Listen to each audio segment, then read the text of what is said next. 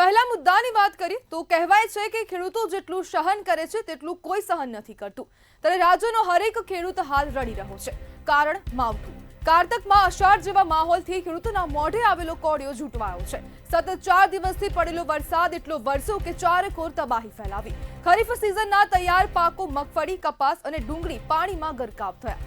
રવિ season માટે કરાયેલ વાવેતર ધોવાઈ ગયું ને જગતનો તાત મુશ્કેલીમાં આવી બેઠો। ત્યારે ખેડૂતો હવે સરકાર પાસે રાહત પેકેજની માંગ કરી રહ્યા છે। ગુજરાત પર સર્જાયેલી વરસાદી આફતને પગલે સરકાર એક્શનમાં છે।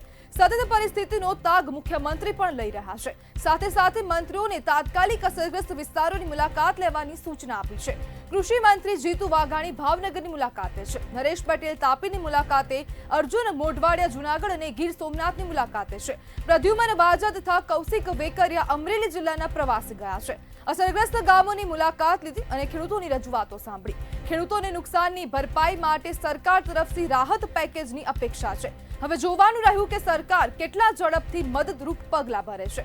જે પ્રમાણે હવે આ વરસાદી સિસ્ટમ સક્રિય થઈ છે તેને કારણે રાજ્યનો હર એક ખેડૂત હાલ મુશ્કેલીમાં મુકાયો છે। તેના મોઢામાં આવેલો કોળિયો હવે છીનવાઈ ગયો હોય તેવું સ્પષ્ટપણે જોવા મળી રહ્યું છે। ત્યારે કૌશિક વેકરિયા અને નેતાઓએ ખેડૂતોને સાંભળ્યા છે અને તેમની રજૂઆતોને પણ સાંભળી છે। જ્યારે તાપીમાં નરેશ પટેલે નુકસાનગ્રસ્ત ખેતરોનું નિરીક્ષણ કર્યું છે। આપણી સાથે કોંગ્રેસના પ્રવક્તા સંજય બ્રહ્મભટ્ટ જોડાઈ ગયા છે। સંજયભાઈ, ખેડૂતોને માવઠાનો માર શું કહેશો? મારી રીતે બેન, જેમ કેટલા સમયથી મારા ગુજરાત ઉપર, મારા ખેડૂત ઉપર એક જાતનું ઉપરાપરી જે ઉપરથી પેટ ઉપર પાટું મારે એવી પરિસ્થિતિ આ સરકારના રાજ્યની અંદર। સરકારો માત્ર જાહેરાતો કરવામાં મશહૂર છે। આની પહેલા રાઘવજી પટેલ બી બનાસકાંઠાની અંદર તમે જો મહિના સુધી લોકોના ઘરોમાંથી પાણી નહોતું નીકળ્યું, સ્કૂલો બંધ, કોલેજો બંધ, બધું સંપૂર્ણ બિચારાની આર્થિક પરિસ્થિતિ એટલી બધી ખરાબ હતી, છતાંય ભારતીય જનતા પાર્ટીના નેતાઓ લાજવાની જગ્યાએ ગાજી રહ્યા છે અને વારંવાર રજૂઆત કરવા જોવા જાય છે। ભાઈ, તમારી જોડે આવડું મોટું સાનિયારું છે। આમ તો પેજ પ્રમુખથી મારીને છે પ્રદેશ સમિતિ કેન્દ્ર સુધી આવડી મોટી તમારી જોડે સાનિયારું હોય તો તમારા જાહેરાત કેમ કરે? વિપક્ષ આટલું બધું માગણી કરે, મારા ખેડૂતો માગણી કરે। ભાઈ, દયા ઉપકાર નથી કરતા। મારો ખેડૂત 42 ડિગ્રીમાં પકવીને તમને મને અનાજ આપતો હોય, એ ભીખ નથી માગતો, એ ન્યાય માગે છે। તો ભારતીય જનતા પાર્ટીના નેતાઓ જાય, સીએમ હોય કે કૃષિ મંત્રી હોય, ભાઈ જીતુ વાઘાણી તો કહે છે હું ખેડૂત પુત્ર છું, તો તાત્કાલિક સહાયની જાહેરાત કર્યા કર। માત્ર જાહેરાતો નહીં, યુદ્ધના ધોરણે સીધા ઘેર એ લોકોના જઈને તલાટી, મામલતદાર, એમના પ્રમુખોને લઈને સીધા ખેડૂતોના ઘેર પૈસા આપી દે। કોની રાહ જોઈને બેઠા છે? હવે એમના કોઈ કમલમથી કે દિલ્હીથી નેતા આવવાના હોય તો રાતોરાત વરસાદ પર રોડ બની જાય છે, ઉત્સવો તાઇફાઓમાં ખર્ચા કરે છે।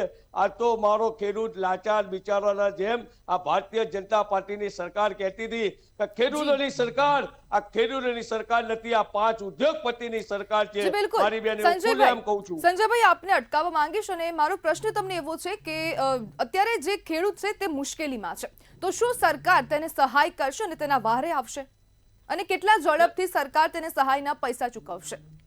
મારી બેન, આવશે ને આવવું જ જોઈએ, કેમ કે સરકાર ઉપકાર નથી કરતી।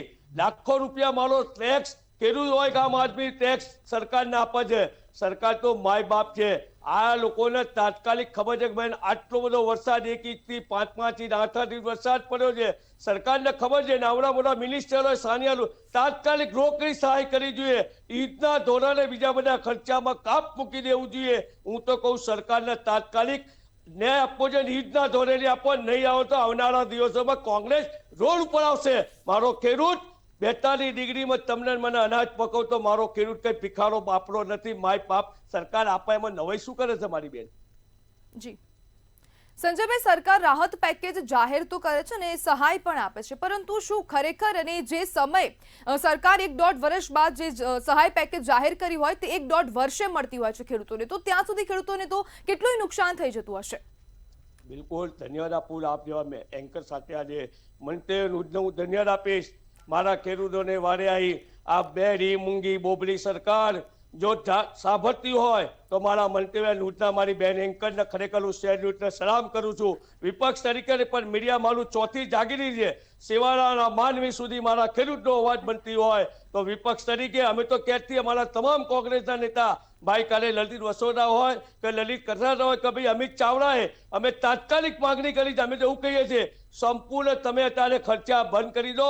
છેલ્લા કેટલાય સમયથી મારા ખેડૂતો ઉપર ફટકા તમે જો ચોમાસુનો ફેલ ગયો, અત્યારે આયેલો પાક ફેલ ગયો છે તો સરકાર માત્ર એની પહેલા અમે જોયું 20,000 કરોડનું પેકેજ માત્ર જાહેરાતો ના કરે, રિયલ થઈને એમને તલાટી મામલતદારોને તેના આગેવાનો રહીને તાત્કાલિક કયા ગામમાં કેટલા રૂપિયા આપ્યા એવું જાહેરાત કરે.